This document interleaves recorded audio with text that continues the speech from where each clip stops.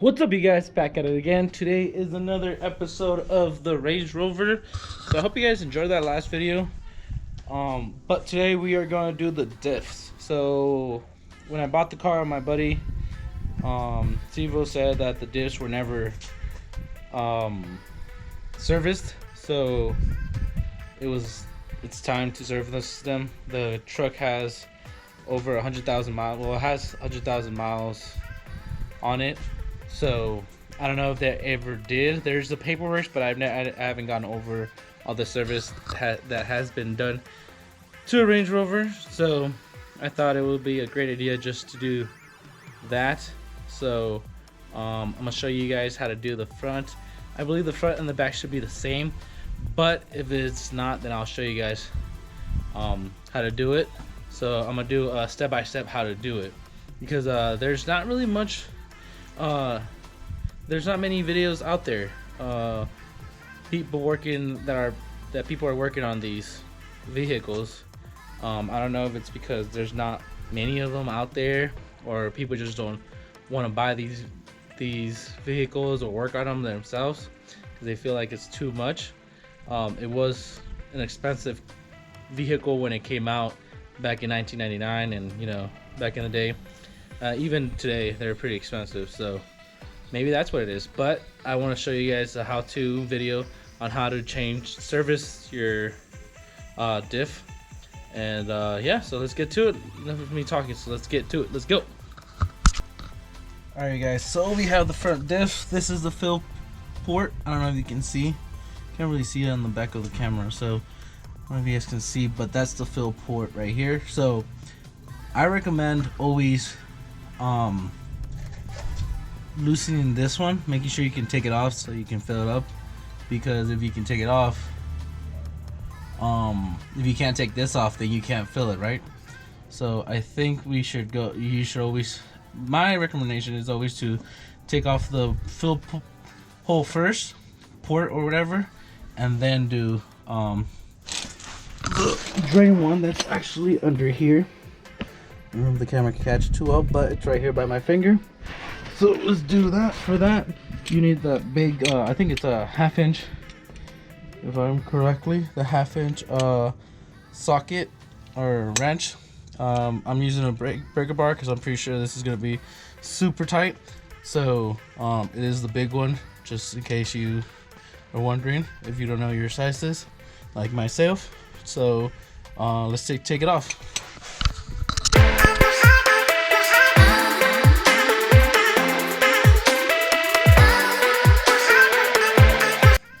Alright, you guys, so like you saw, I was able to take it off to loosen it. So now that it's loose, I did spray it with some brake pad cleaner just to get all the dust and grease off of it. I would recommend doing that before you take it off, so that way you don't get all this debris inside. So let's do the drain bolt.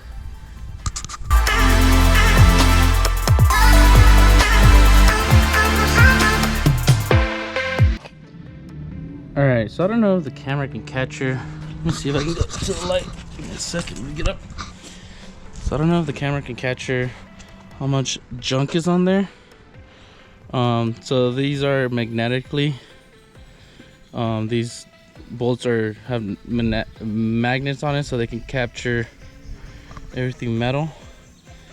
How much stuff is coming off here? Let me put the camera down and see if I can show you guys a little better.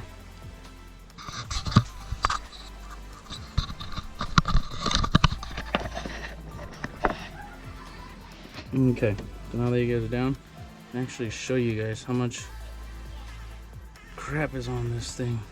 Like, look, that's how much stuff was on there. I'm actually happy we're doing this. I don't know if I can get it cleaned. It's all magnet. The magnet is just like pulling off, but look how disgusting that was. My God. So I'm guessing this is it hasn't been done in a while.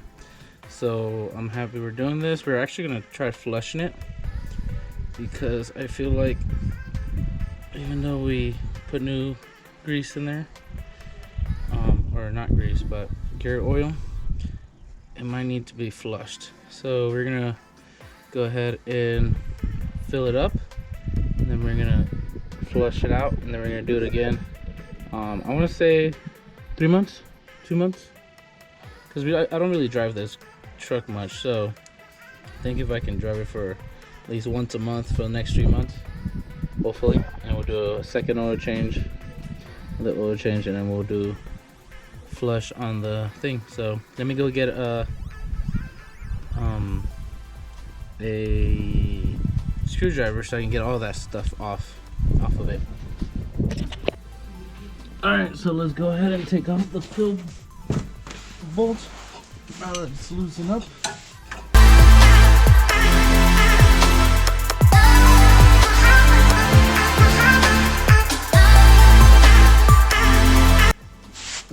That one's not bad. That one, I don't think it's. That one's not bad actually. The bottom one is though. I don't know if this is magnetic or not. I wonder if it is. No, I don't think this is magnetic, so I don't expect it to have anything. This one, you can stick it to metal, but this one won't. It won't. So now we're gonna clean up the area, and then we're gonna fill her up.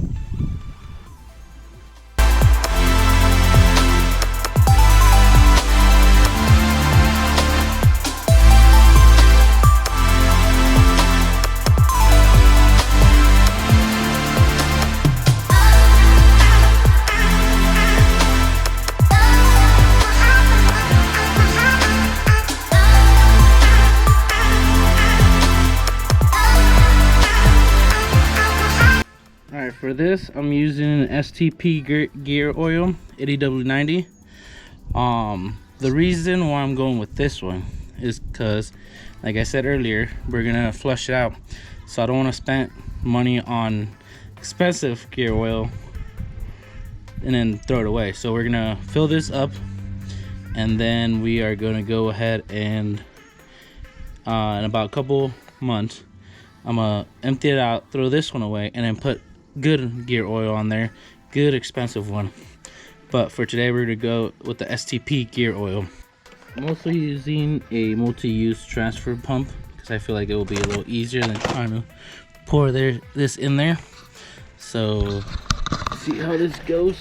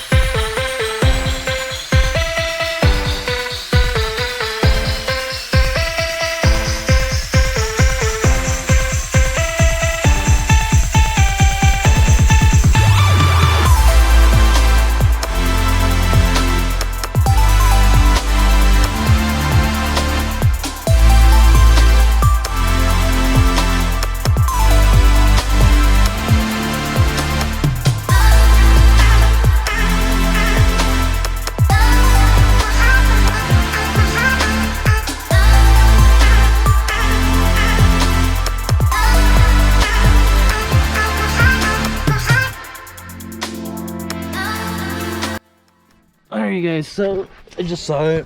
It's the same concept as the front. Fill, drain, same concept. I'm not gonna go over it again. But I'll get it done. I'm gonna finish this video right here. I want to thank you guys for watching. Don't forget to like, subscribe, follow me on my social media. Like I said on the last video, I'm gonna post whenever I want. Okay, you guys are not the boss. Just kidding. Yeah, I'll post whenever. Hit that bell button so you can be notified every time I post. And I will see you guys next time. Bye.